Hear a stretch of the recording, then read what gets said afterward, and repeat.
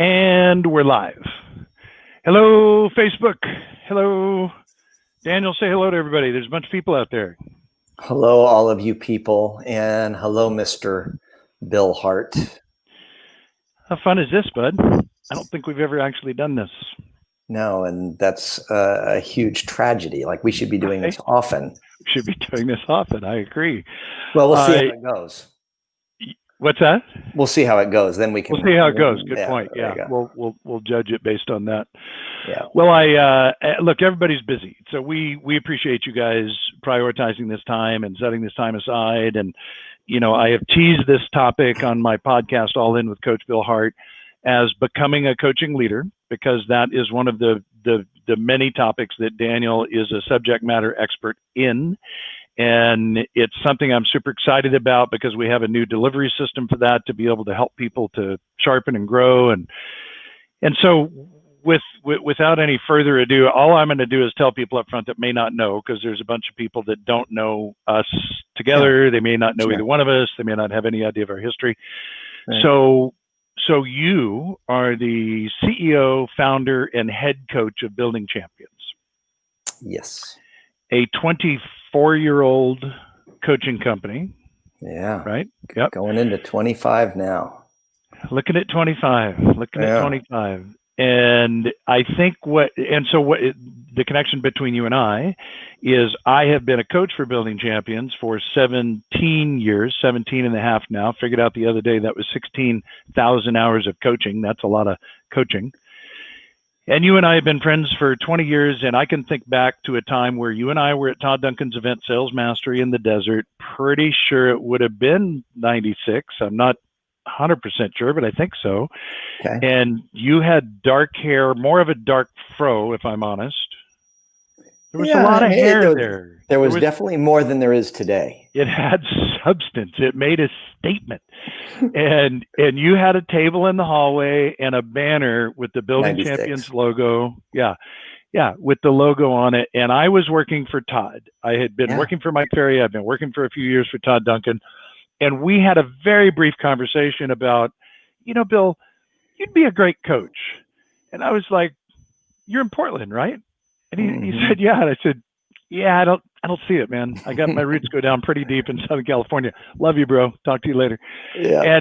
And then later we found a way to come around and come to terms and make that all work with what was back then called telecommuting. It's what we all do. Yeah. All the time. You remember the term telecommuting? Like, oh, you could telecommute. You could coach by phone. So anyway, that's our history. And 17 years later, here we are. And so then prior to that, it's important I think the majority of my listeners are in the mortgage industry, and I think it's important for them to know that you somehow got into the mortgage industry. You were driven. You've always been driven, very focused, did very well. I recall you were like rookie of the year, and then you really began to create a name for yourself. And I don't know, I'd asked you earlier because I wasn't sure, and I'd rather you go through the numbers, but what kind of volume, like at your peak, do you remember your branch was doing, or whatever group you're responsible for? I still have the plaque. So my journey was that at the age 20, I got into banking as a loan officer. At the age 23, I was promoted to a vice president and branch manager. And at the time, it was just myself, my processor, one loan officer who the next day left, and a receptionist. And that was my branch. So I really started from scratch, but I had an amazing processor, amazing. And she's still in the business. Her name's Lourdes Lopez. Lourdes, I'm forever grateful for you if by chance you're listening, because I know you still work with John Schlichting. And John, thanks for the note this week. So I had the opportunity to begin building a branch at the age 23. That was in 1987. Yeah, probably 87 or so. Yep. And then in the 80s, we went from this little FHA, VA, conventional San Gabriel Valley, California branch, team of 3, and we grew and we grew and we grew. We had average loan amounts of about $85,000. So much of our business was government. So much of it was FHA and co-borrower, the greater percentage of them. Average loan amounts $85,000 back then. And we were doing $135 million in our good years, which was just a lot of loans back then. It's a lot of loans, a lot of units, and a lot of borrowers. Profitable branch. Yeah. So we were seeing people all day, every day, and I was able to build a team, and then from there went on to run production. So I just continued to climb, and I ran production. We had offices throughout the 7 Western United States, and I spent my days zipping up and down Washington, Oregon, Nevada, California, all through California, and helping my branch managers to do what I had done in the San Gabriel Valley. Did all of that in my late 20s, and then at the age 30, took the sabbatical, 1 year off, relocated, and started this gig, Building Champions, that I have to tell you before we get too far into this, that you've been foundational, instrumental, core to our success. You've been amazing, Mr. Hart, and you're one of the great blessings of getting to do what I get to do. So being here with you today is awesome. Thanks, buddy. Because who we are today, you've played just a huge role in helping us to become the company that we are today. Well, I appreciate it, man. It's my honor. It's my honor. It's been a great run, and it's not over yet, which is exciting. So it's fun. So I want to take you back, man, because while I wasn't working with you then, I've heard some of the stories, and I'm just picturing 80s and 90s and triple pleat pants and baggy shirts and double-breasted suits. Oh yeah, mullets and So anyway, it's that era, right? And everybody's doing well. But I hear stories every once in a while. I've just heard you so many times. And one of the stories that really stuck out to me, and I use it a lot in coaching when somebody is in a recruiting mode, is I'll tell them about you. Now, this is me doing it third party, so feel free to correct me here. But I said, he would always show up at a recruiting appointment with a notebook where he had data on that person that he was going to meet with and a really nice pen. Yep. Now, am I correct so far? Yeah. I mean, back then it was a nice gold cross pen. And then my team, as I got promoted, upgraded me to the Mont Blanc Meisterstock. Sweet. Of course they did. And I went from the Wilson and Jones Columnar pad with the recruit's business card stapled in the right, and everything that I could find out about them. Because what I would do is I would go into a market and I would interview real estate agents to learn who the best of the best were. I wanted hungry, honest, hardworking, really competent loan officers. I wanted to know who they were because I wanted to connect with them and to learn from them. So I would just develop all this intel from the real estate community. I had no brand or reputation. We'd go into new markets. They'd give me the top 3 or 4 originators. And then I would start to meet with them and do everything I could to help them to succeed with their companies. Right. And set up regular meetings over and over and over again. Take my notes, help them to get clear on their action plans, and then just follow up and encourage and send, books and gifts and notes and all of that. Yep. And my belief was I was just going to outvalue their current manager, make a bigger difference than their leader did. And at some point they would ask for a job, and many of them did. So you guys, you got it. If you're listening to this right now and you're a recruiter, you have to write down those words. My mission was to outvalue their manager. Oh yeah. Outvalue their manager. I don't know. Do you remember Bill Gross? Oh yeah. Bill was in my area. Bill was in Diamond Bar when I was in Covina. I remember when I was a loan officer, I remember getting handwritten notes from him from Successories. You remember Successories with the motivational images and quotes and all that? And always in blue ink, and always complimenting me on my production. So I don't know if he was watching you, learning from you, but he was doing the exact same thing. Bill, if you're out there, I'd love to hear from you. Yeah. Pretty cool. So let me transition. So that's just a recruiting story because it's cool and it kind of takes you back to that time. But I also know, Daniel, you had at the time, and I only know this because I just started to go through the Becoming a Coaching Leader online course, and I've heard you tell the story, where you had a leader that you weren't convinced had your best interest at heart, right? There was a time, so we don't need to call anybody out. No, nobody's name needs to be attached to this. But if you, as a young, rising executive leader, sales leader, did not feel that your boss had your back and wanted what's best for you, then what did you make? Do you remember how you felt? How did that make you feel? Awful. Awful. Right. right? Yeah, it's just, So, you look at the business is hard enough when you're out there in the field competing against everybody else. And you've got great competition. You mentioned Bill Gross, great competitor, great yep, competitor. yep. So in the market that I was in, I was fortunate to have a lot of really great competitors, ethical, hardworking, super smart. And if you had the battles on the outside, the last thing you wanted was internal battles and more difficulty doing what needed to be done if you were winning on the outside. Yeah. Yep. So, yeah, I learned a lot. I learned a lot, just as many of our probably viewers have. You learn a lot about how not to lead and how not to manage by the lessons when you have a manager or a leader who maybe isn't bringing what he or she could bring. So I don't know what the analogy is in surfing, which is your world, but in golf, which is my world, sometimes you'll stand behind somebody and watch them putt and you'll see it break and it's like, oh, I didn't see it going right. Yep. Bet there's something like that in surfing where maybe as you're walking out or paddling out or whatever, you're like, oh yeah, I didn't see that break. Same term at least, right? Yep. Waves break, greens break, kind of the same thing. So okay, so you start to see some things that you're like, that's maybe not optimal. That's not how I would do it. So I'm just going to make some assumptions that you began to develop some philosophies and maybe they weren't all right in the beginning and maybe you made some mistakes like most of us. But at some point, Daniel, now in 2007, so I don't know, when did you start writing Becoming a Coaching Leader? I started writing it in 2005 and it was released in April of 2007. Yeah. So I don't know if you all remember 2007 in the mortgage industry, but that would be just before the asteroid hit the planet mortgage.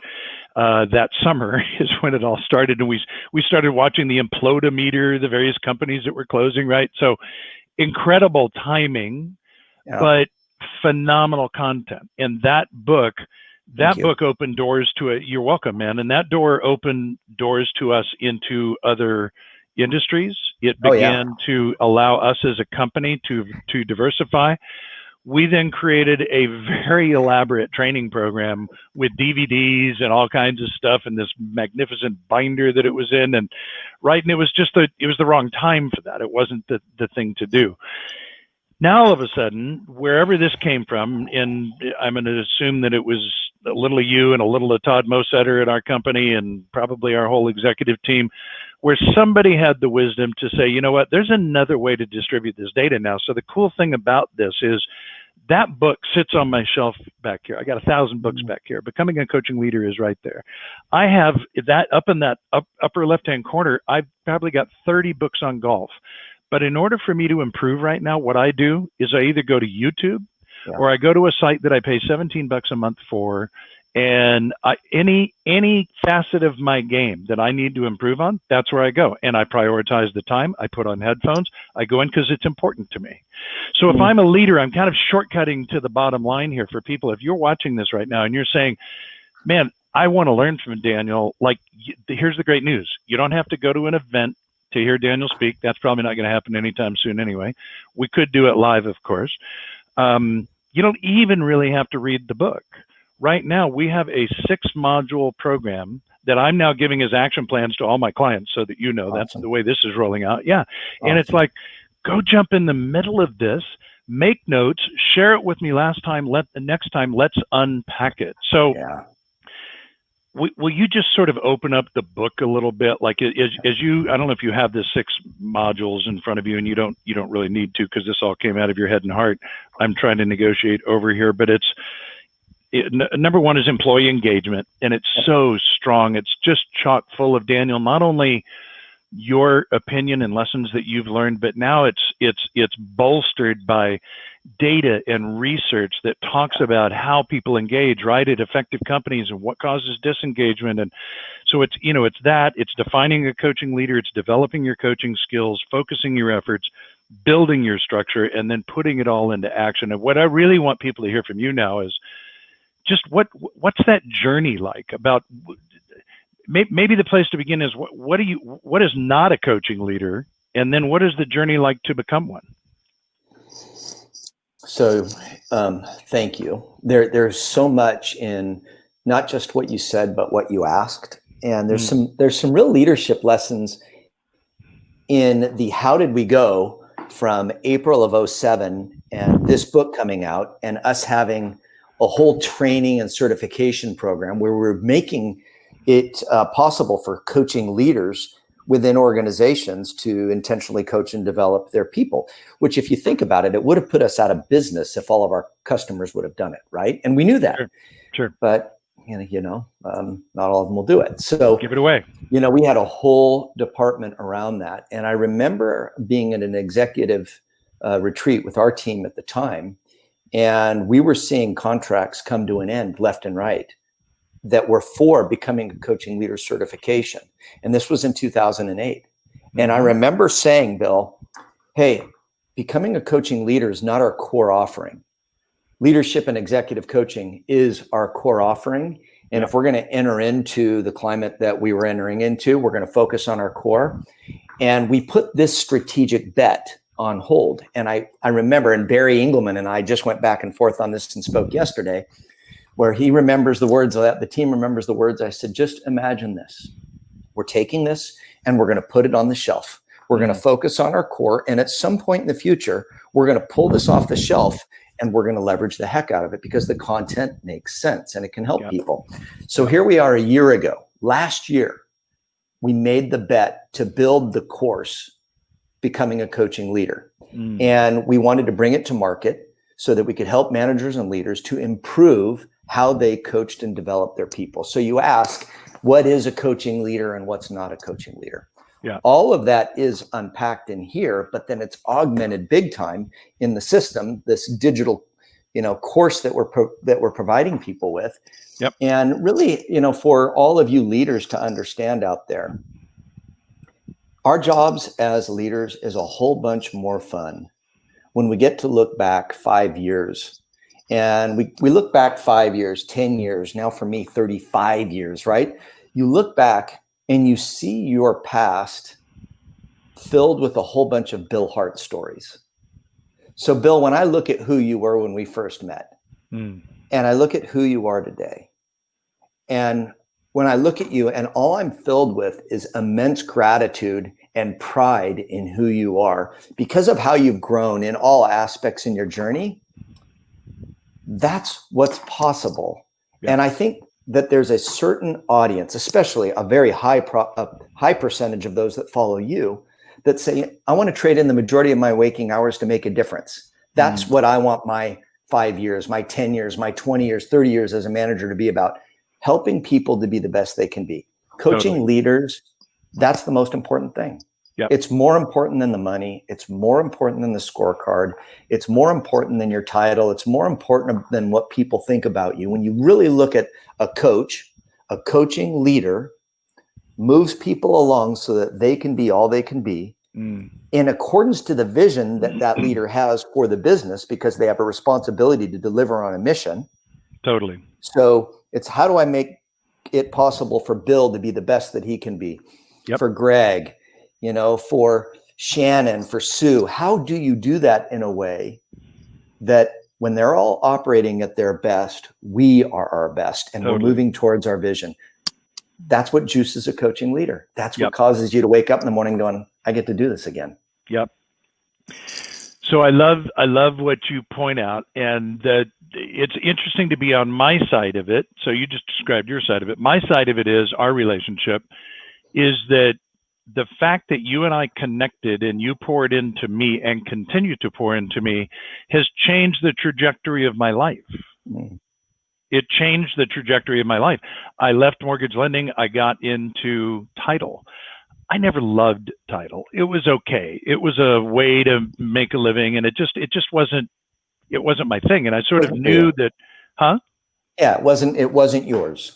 No, it wasn't. It was not mine. And I kind of tried to make it mine. I had created a website called successwithbill.com, and I was trying to help my realtors become more successful. And I was coaching.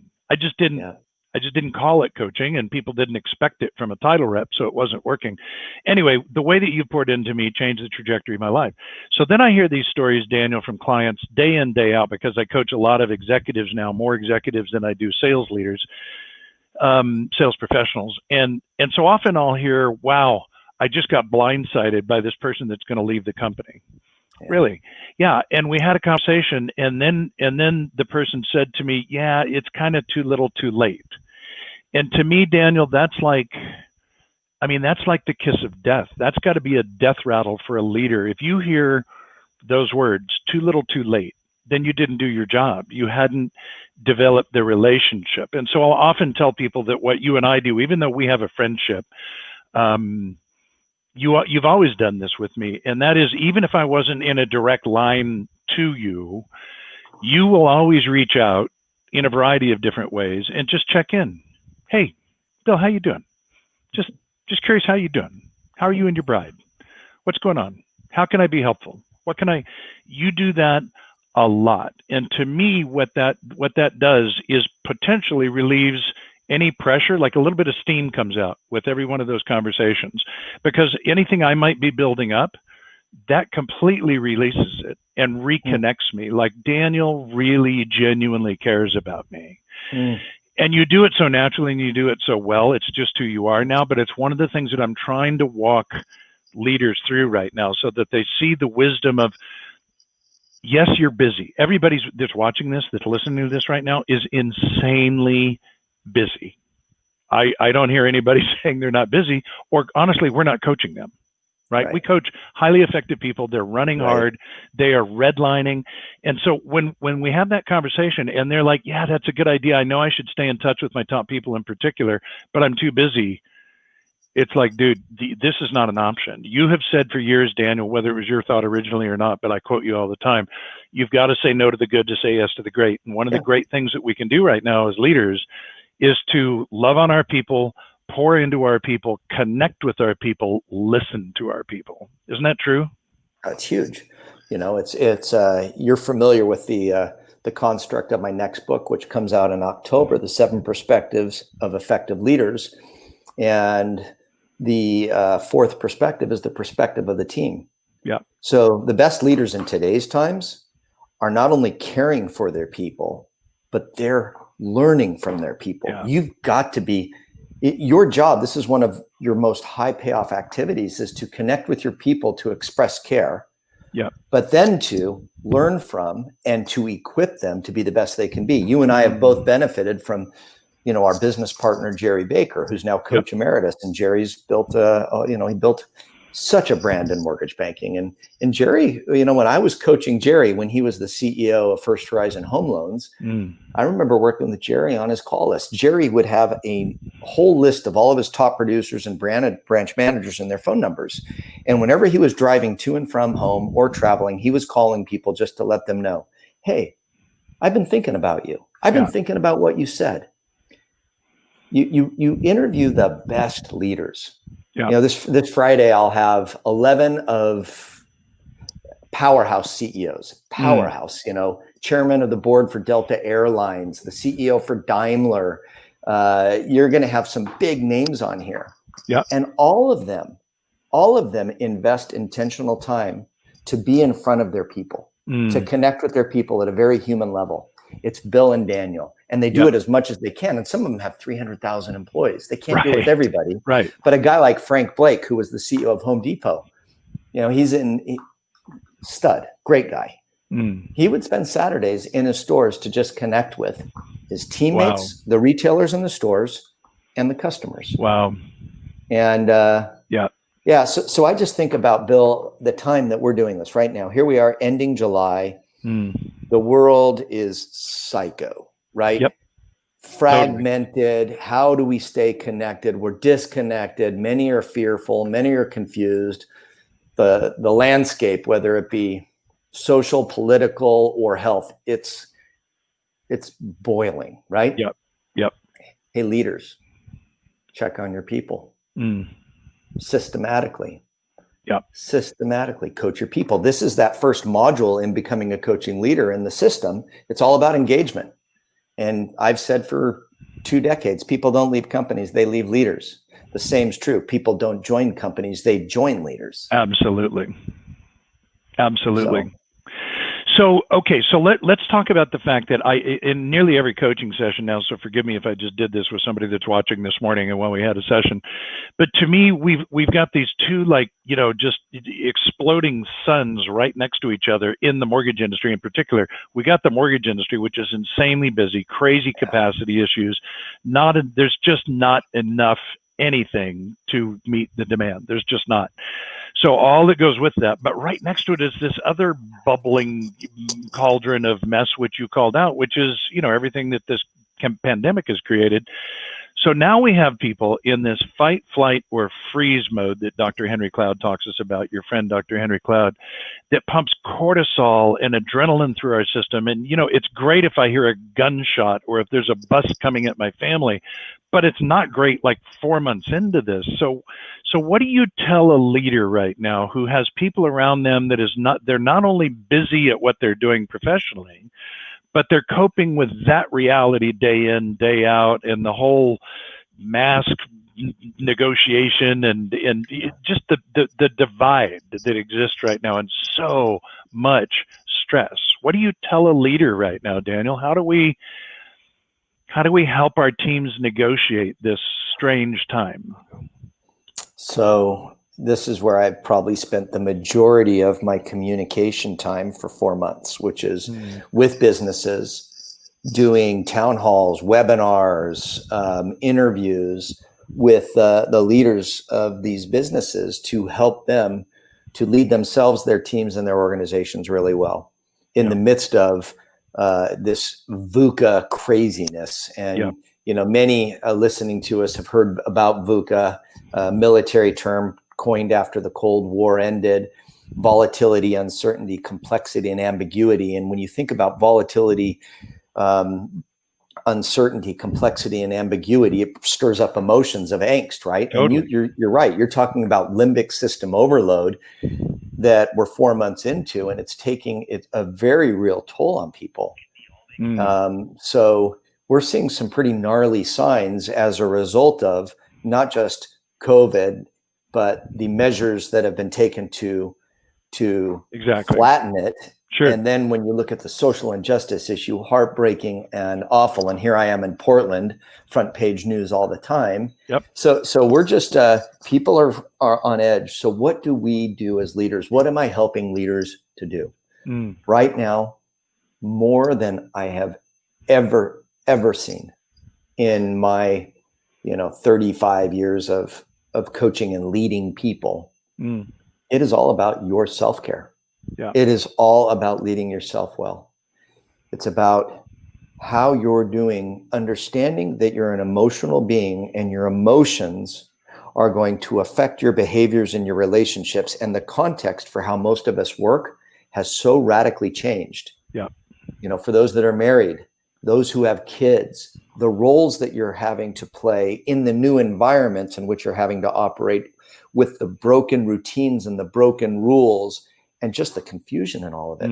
It's creating some significant chaos in the limbic system, which impacts our ability to think and our ability to connect and relate. Right. So I'm actually, Bill, I don't even know if I've told you this. I'm in the midst of an experiment where I'm in day number 4 of starting my day off with 30 minutes of news and social media. Did I tell you this? You did, and I was just going to ask you, so this is perfect. Yeah. I'm not doing so well. Like yesterday, what a I'm shock, not kidding. Right? I'm a morning routine guy. So what do I help my clients do? Please listen to me. Your first 30 to 60 minutes, Bill and I are in alignment. We're identical with regards to our belief on this, as are just about every 20 plus coaches at Building Champions. The morning, you show me your first 30 to 60 minutes, and I will show you the trajectory of your day, your weeks, your months, your years, and your life. Like, just show me your first 30 to 60 minutes. Calm. Good stuff in the mind. Good stuff in the mind. Good stuff in the body. Good stuff that feeds the soul. Get yourself centered. Get yourself ready to move to the offense. I did a webinar Monday with Bristol Myers Squibb on this topic, and I used Rafael Nadal as my example. Rafael Nadal is probably one of the greatest examples you can use when you want to understand somebody's rhythm or routine or ritual before they get into the battlefield. Yeah. So before he receives a serve, before he serves, when he sits down and how he adjusts his bottles so meticulously, he's got ritual and rhythm so that when he shows up, he's calming himself down so that he can be completely focused. All right, leaders, understand your ritual in this 2020 environment, where, as Bill said, your volume's going through the roof, and you're having to protect your team, and you have capacity issues, and you're wondering when it's going to end, and you have health concerns, and you have people with all sorts of new pressures because they're having to live and work in new realities. Totally. Our routines have been jacked up. Yeah. So we have to establish a new ritual, a new rhythm for this time that will enable the leaders to show up calm, clear, connecting. Yeah. Morning routine is a big one. And then I could unpack that, Bill, for another hour, truthfully. Well, but I want more on it. But I think what's important is you and I both know the statistics on this, but we haven't quoted them yet. And I just posted the Inc. article that talks about Sean Anker, Michelle Gillan, Ariana Huffington. I forget who else was in it, but they said that 3 minutes of news created a 27% greater likelihood of reporting that they were unhappy in the next 6 to 8 hours. So think of 3 minutes. First of all, nobody watches 3 minutes of news, so I don't even know what that means, right? I mean, if you watch it, you just watch it. And I've been victim to this. It's an easy thing to just turn on the news. Just let the news go, and you're multitasking. You're making breakfast, coffee. You don't even think about it. But to your point, Daniel, you told us in a team meeting on Monday that you had done this, and you said they're all yelling at me, right? Like they were yelling at me for 30 minutes. Exactly. Yeah. Yeah, I got yelled at for 30 minutes. My wife and I got her to do it for one day. One day, we laid in bed, and the first thing we did was we turned her phone on, and we started following a feed, and it was an Instagram feed, and the first thing was radical difference in opinion on masks and no masks and COVID. Oh my And goodness. that we watched that for about 10 minutes, and all the stats and these people yelling and debating. And I was like, all right. And I'm still in bed. And then the next 10 minutes had to do with the social injustice issues,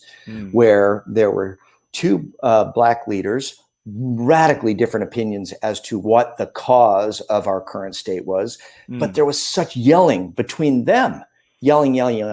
And then, of course, the third one had to do with the political landscape, where, I don't even say anymore. Might have been a little yelling there. Yeah. And I'm like, at 30 minutes, I'm like, okay, I'm ready for my day. Let's go. Yeah. So I'm day 4. And at the end of yesterday, I was telling Sherry, I said, okay, 3 days in, I was an absolute jerk in my 8 o'clock meeting this morning. And I had to say I was sorry. Like, I had to connect with my teammate and go, yeah, sorry about that. I didn't have that much patience. And then I went into a meeting with my publisher and a new PR firm.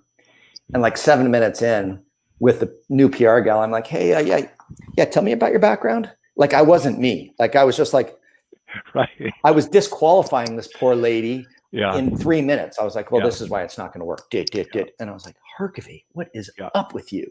Yeah. I had to apologize for that one too. So you know what was up with you. So instead, let's go now to the other side, because you really have been a master at this, and you've always inspired me with the way that you create your morning routine. And so what's your look? You live at Mount Olympus of morning routines, and I don't want people to be discouraged by the systems that you've put together, your habits that you've created about it, and your discipline. What I want you to do is inspire people. So the first thing we're going to do is turn off the news. What do you feel like people should do? You're speaking primarily to leaders right now. What do you feel like leaders need to be doing very first thing in the morning? All right. So, when Bill just said Mount Olympus and all that, basically what he said is, Harkavy, you're a freak. So don't freak everybody out. So that's kind of what I was saying. Yeah. The morning routine for me is not allowing anyone to control my thinking. I call my daily first hour to hour and a half is my morning vacation. And I need a morning vacation. Like, if I can have a vacation every morning, it's easier now because I'm home all the time, but I have a morning vacation when I'm at a hotel in Stuttgart, Germany. I have a morning vacation when I'm in Tokyo. It doesn't matter where I'm at. If I'm when I wake up, my first 30, 60, 90 minutes, depending upon what took place the night before and how many hours of sleep I got, for me, I will start my day off. Do you want the details, Bill, or what? How do I answer the question? I want you to switch that and now just encourage leaders. What do you feel like? I don't want them to be intimidated by your routine. I think there's inspiration in it, but I would rather you just say, here's what I would suggest that you do. Step one is no news. Yeah. What else would they do? Step one, no news, no social media, no email. Yeah. You look at any of those things, you're now responding, you're comparing, and you're filling your head with bad stuff. Yeah, and you're getting pulled into it, right? You're getting sucked in, you're in reactive mode. Now, whoever is speaking to you or writing to you now controls your thinking. So you can't put yourself in respond mode. You need to be in offense. Yeah. So what you do in the morning is you want to get to a place to where you can just really reflect. You can put something good into your mind and into your body. You can move your body. You can ingest something that makes you feel good. You can give yourself enough space to where you're not feeling rushed, like I need to get in the shower and shave and get ready for this next Zoom meeting so quickly. Give yourself time. Nice. And then, and you just need to look at this as, if you can ingest good stuff in your brain instead of poison, your first 30, 60, 90 minutes, you can move your body. Yep. Some people like to go for a walk. I like to do some yoga pose stretching. I like to go face down and pray. I like to read the scriptures, as well as I like to read great writings that help me to get the big picture and perspective. Yeah. Because if I just focus on today's micro time, this summer, I need to see the big picture. So to get centered with regards to why I'm here. And leaders, understand you have such a huge opportunity. One exercise, Bill, and I'm not directly answering your question, but I want you to think about this as it relates to your morning routine and the power of it. For years, I've asked leaders to think about the one or two individuals that made the greatest difference in their life and to write their name down. And then I have them share with me, what was it about them that caused you to write their name down? And I'll do this with huge audiences. And I've been doing it for years. And people will write down the name of somebody. And then when they'll share it, they'll say, it was a person who really connected with me and cared about me. It was a person who let me know I was valuable. It was a person who took the time to listen to me and then challenge me and hold me accountable. Yeah. It was somebody that was present and really with me. Okay.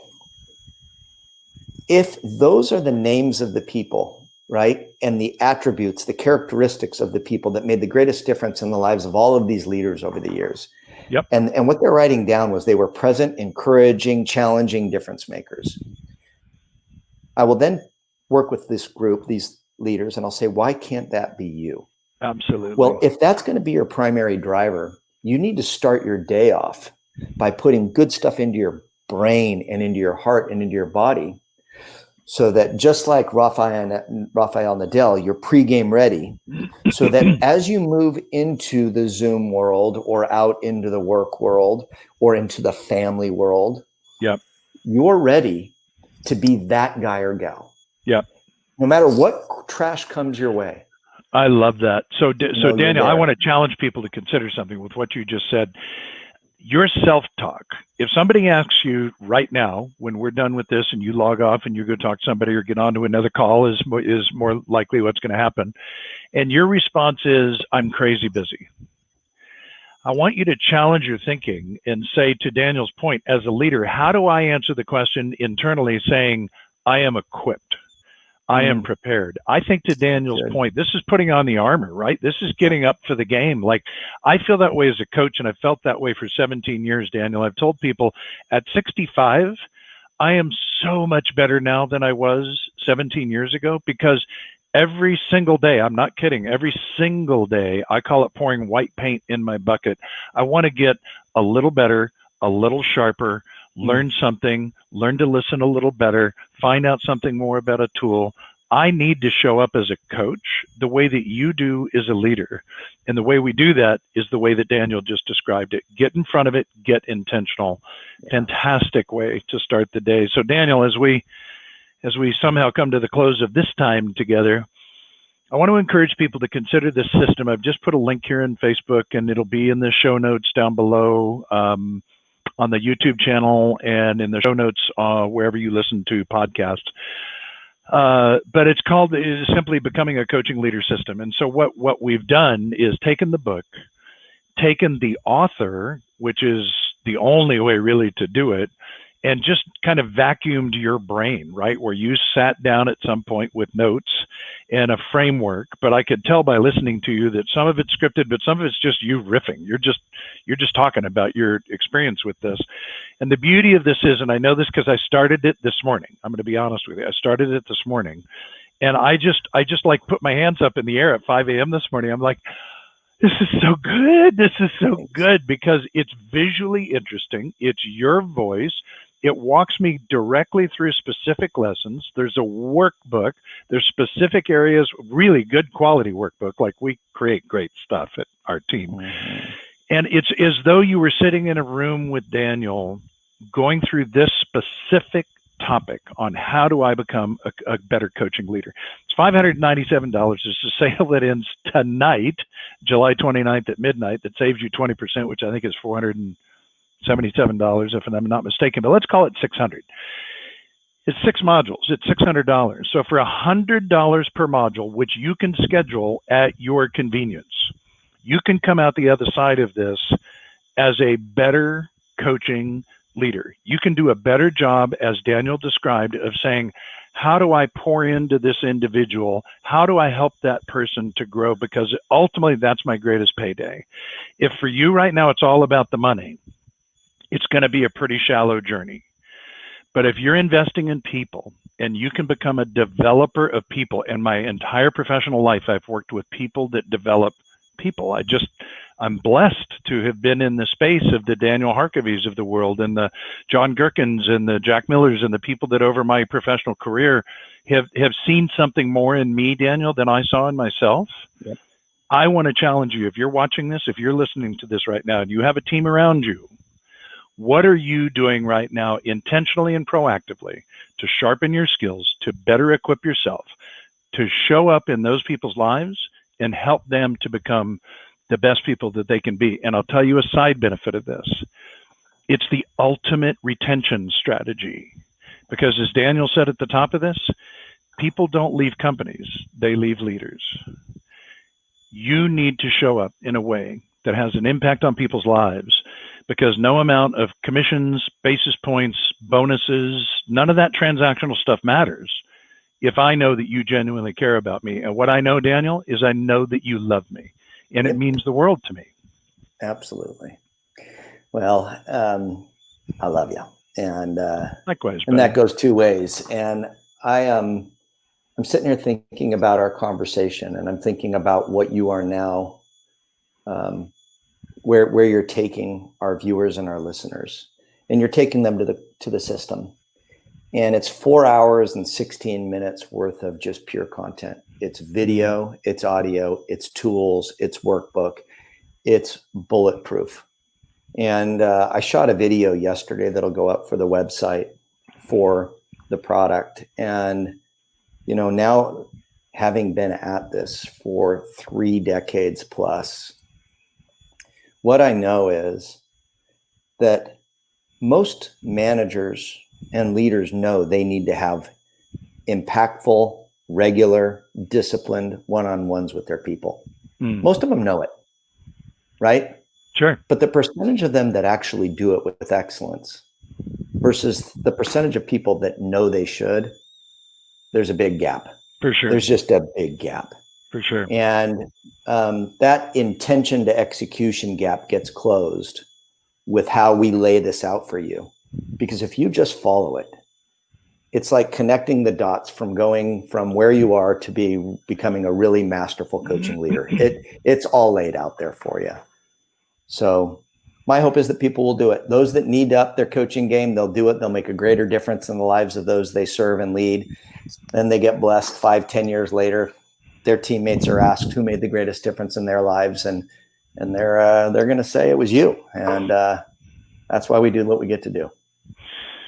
So Daniel, you're right, and you're that guy in my life. So it's an unusual thing where someone 10 years younger or 15, whatever it is, has the ability to pour into someone who is older than them in such a way. But it's truly, like, no exaggeration, changed the trajectory of my life, and I'm just grateful. So, you and I are examples of this philosophy, this approach to life, and this approach to leadership. And so I'm just grateful, brother. Thank you for making the time to do this today. I hope everybody runs out and gets the program, because it'll make a difference. And if there's ever anything that we can do to serve you as a company, as coaches, if we've described your company and, man, people are running thin right now, we can do a webinar. It's an easy thing for us to do in as little as a week to bring some of this truth to your team and make life a bit easier on them. So we're a resource. Use this as a resource.